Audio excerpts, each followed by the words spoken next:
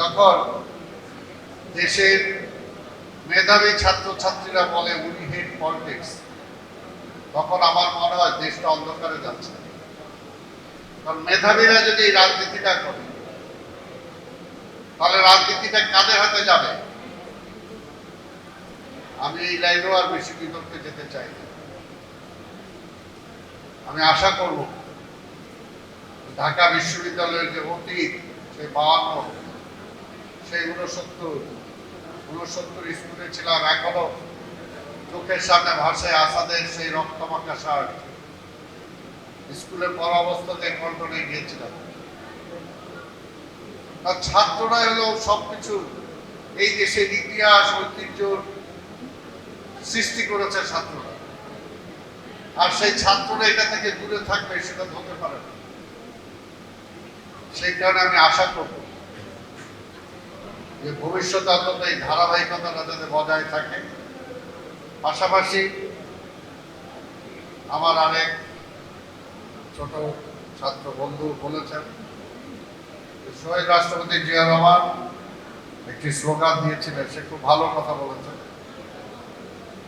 স্লোগানটা ছিল, I will make politics difficult for the politician. অর্থাৎ এই কারণেই ঢাকা শহরে বসে থেকে আপনি রাজনীতি করবেন, মন্ত্রিত্ব করবেন, ওই গ্রামের হাঁটবেন না, যাবেন না, সাধারণ মানুষের খবর নেবেন না, আর বড় নেতা হয়ে যাবেন, বড় মন্ত্রী হয়ে যাবেন, সেটা হবে না। এই কারণে তিনি একটা রাষ্ট্রের প্রেসিডেন্ট যখন বুক পানিতে নামে, তখন এই এলাকার প্রশাসনিক প্রধান, এসপি বলি, ডিসি বলি, সেই এলাকার রাজনৈতিক প্রধান, পার্লামেন্ট মেম্বার বলি, ইউনিয়ন পরিষদের চেয়ারম্যান বলি, কেউ কিন্তু রাস্তায় দাঁড়িয়ে থাকতে পারে না, তাকেও কিন্তু বুক পানিতে নামতে পারে। অর্থাৎ এটা এই যেসব পলিটিক্সটা মানুষের দাঁড় করায় নিয়ে গিয়েছিলেন, আজকে সত্যিকার অর্থে রাজনীতিটা সেখানে নেই। রাজনীতিটা সেটা নিয়ে যেতে পারে কিন্তু এই ভবিষ্যৎ।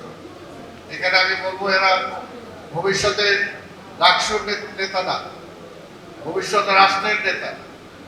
ভবিষ্যৎ রাষ্ট্রের দায়িত্ব আপনাদেরকে নিতে হবে। সেই কারণে নিজেদেরকে সেইভাবে প্রিপেয়ার করতে হবে।